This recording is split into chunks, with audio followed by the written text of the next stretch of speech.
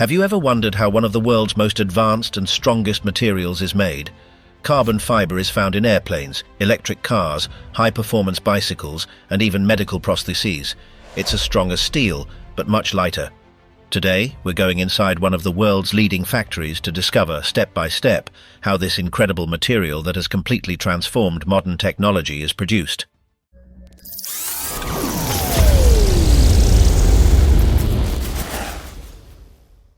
Although it may seem like a recent invention, the origins of carbon fiber date back to the mid-19th century.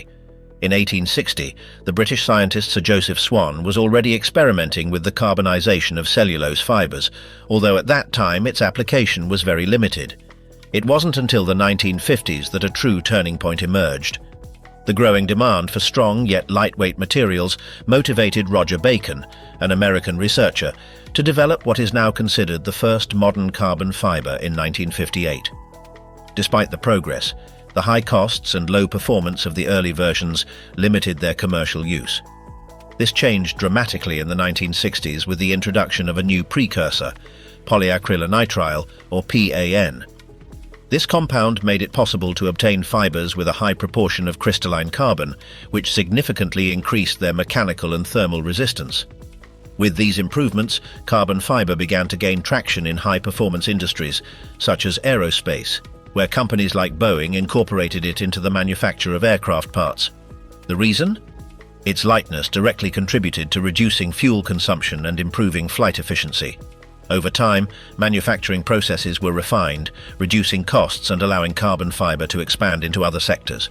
Today it is used in multiple areas, from electric cars to advanced medical instruments, lightweight prosthetics, and high-end sporting goods such as professional bicycles and tennis rackets.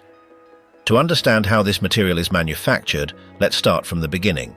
The most commonly used base ingredient is PAN, a synthetic polymer found in many everyday products. Other precursors such as rayon or pitch tar can also be used, but they don't achieve the same performance as PAN. This polymer is first transformed into plastic fibers, composed of thousands of incredibly thin filaments, much thinner than a human hair. These initial fibers undergo a chemical treatment that orders the carbon atoms within them, a fundamental step in achieving a uniform and resistant structure. The spinning process is one of the most important steps in carbon fiber manufacturing because it's where the material begins to acquire the fine, continuous structure it will have in its final form. It all starts when the precursor, usually polyacrylonitrile, is transformed into a viscous mixture that is extruded through small nozzles. As it emerges from these openings, extremely thin filaments are formed, which are then stretched in a controlled manner to increase their length and improve their uniformity. This stretching process creates continuous filaments that are grouped into bundles called tows, each composed of thousands of microfibers. The tows not only facilitate material handling, but also ensure that the fibers maintain an even distribution during subsequent stages, which is essential for achieving a high-quality final product. Once the bundles are formed, the fibers pass through alignment systems that use rollers and precision equipment.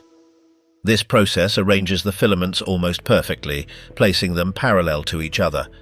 This alignment is essential, as it largely determines the final mechanical strength of the carbon fiber. The better aligned the atoms and molecular chains are, the greater the material's ability to withstand stress. After this, the fibers enter oxidation ovens where they are exposed to temperatures close to 200 degrees Celsius in the presence of oxygen. This heat treatment causes internal changes in the structure of the molecules, making them more stable and preparing them for subsequent stages that require withstanding even higher temperatures. It can be compared to a pre-hardening of the material. At the end of this phase, the fibers acquire significantly greater strength, surpassing the strength of many metals, and are ready to continue with more advanced processes such as carbonization. Now we come to one of the most important steps, carbonization. Here, the heat-treated fibers are placed in special ovens where they are exposed to temperatures ranging from 1000 to 2000 degrees Celsius. Interestingly, this process takes place in an oxygen-free atmosphere, which prevents the fibers from burning. During carbonization, elements such as hydrogen, nitrogen, and other volatile compounds are removed, leaving virtually only pure carbon. Interestingly, not only is material eliminated, but the remaining carbon atoms are reorganized into a highly compact and aligned structure, giving the fiber exceptional mechanical strength.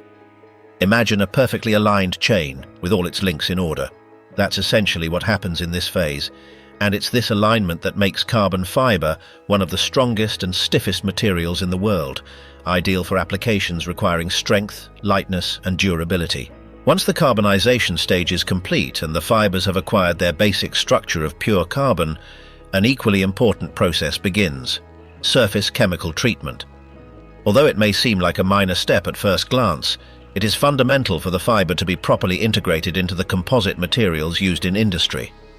The main objective of this treatment is to improve the fiber's ability to adhere to resins, especially epoxy resins, which are the most commonly used matrix in finished products.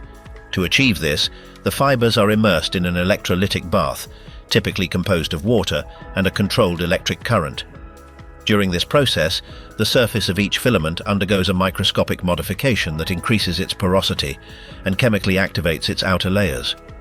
This surface modification allows the fibers to better capture and retain the resins during the impregnation phase, resulting in a much stronger and more stable bond. The greater the compatibility between the fiber and the resin, the greater the strength of the resulting composite material. This step is essential because carbon fiber is rarely used in isolation. In most real-world applications, such as aerospace parts, automotive components, high-performance bicycles, or even medical prostheses, the fiber is combined with a matrix that acts as a support and distributes the loads. Epoxy resin fulfills this role, providing cohesion and allowing the assembly to function as a single, solid structure. Thanks to this treatment, a composite material is obtained that offers an exceptional balance between stiffness, strength, and lightness, characteristics that explain its growing presence in high-performance products and advanced technologies. Each fiber is then ready to be integrated into laminates, fabrics, or prepregs, where it will ultimately acquire its final shape and function. Once the fibers have undergone the necessary thermal and chemical treatments, it's time to transform them into usable materials for industrial applications. At this stage, the fibers already have a stable structure and a surface prepared for bonding to different matrices. They are first assembled into continuous yarns which, depending on the final application, can be used directly or undergo a weaving process to become technical fabrics. These fabrics can have different patterns, such as twill, plain weave, or unidirectional weaves, depending on the desired stiffness and type of reinforcement. When these fabrics are impregnated with resin, a material known as a prepreg is obtained, a term derived from pre-impregnated fibers. Prepregs are notable for their versatility. They allow for the molding of three-dimensional parts, their manufacture with very high precision, and ensure a uniform resin distribution across their entire surface. Their use is essential in sectors that require high-performance components, such as aviation, the high-end automotive industry, professional sports equipment, and the manufacture of lightweight structures. In addition to weaving and impregnation, there is another key step: the application of a protective coating known as sizing. This coating serves a dual purpose. On the one hand, it acts as a physical layer that reduces wear and tear on the filaments during transport, winding, and processing. On the other hand, it incorporates chemical agents that improve the compatibility between the fibers and the resin used in the final composites, thus optimizing the bond between the two materials. Thanks to this coating, the fibers maintain their integrity throughout all handling stages and arrive at the manufacturing process in optimal condition. Together, these phases allow the carbon fiber to be transformed into a composite material capable of combining strength, lightness, and durability, adapting to countless advanced applications. The next step is to form carbon fiber sheets. To do this, epoxy resins are mixed with hardening and accelerating agents. A machine applies this mixture onto special paper, which prevents the resin from sticking during the process. Meanwhile, between 200 and 300 kilograms of fibers are distributed to form a uniform mesh. This mesh defines the thickness and size of the final sheets. The fibers, now impregnated with resin, are pressed using heated rollers that ensure a homogeneous distribution of the resin. Next, these sheets undergo a cooling phase, where the liquid resin transforms into a gel-like substance. The protective paper is removed, and a polyester film is applied to prevent them from sticking together during rolling. This lamination system ensures that the material can be stored without losing its properties. When needed, it can be cut, molded, or thermoformed to take on specific shapes according to its end use. One of the main attributes of carbon fiber is its strength-to-weight ratio. It has a remarkably low density, being up to 4 times lighter than steel, without compromising its strength. This characteristic makes it a perfect choice for sectors such as aviation, automotive, and the development of sporting goods, where reducing weight without sacrificing strength is essential. In the final stage of production, the fibers or sheets are wound onto large reels for storage or transport. From there, they can be sent directly to manufacturing plants or converted into intermediate products such as fabrics or molded composites. Before reaching the end consumer, each batch of carbon fiber must pass rigorous quality controls. Various parameters are analyzed, from the resin content to tensile strength. To this end, samples are weighed before and after chemically removing the resin and subjected to mechanical tests to ensure the product meets international standards. Once approved, these fibers are used in the manufacture of components for wind turbines, bicycle frames, automotive parts, aircraft components, medical prostheses, and much more. Their versatility makes them an indispensable material for modern engineering.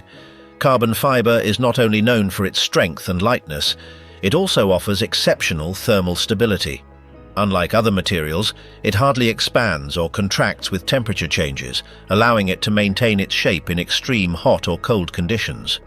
Furthermore, it is highly resistant to corrosion, able to withstand exposure to aggressive chemicals without degrading. And in oxygen-free environments, it can tolerate temperatures exceeding 3,000 degrees Celsius without losing its physical properties.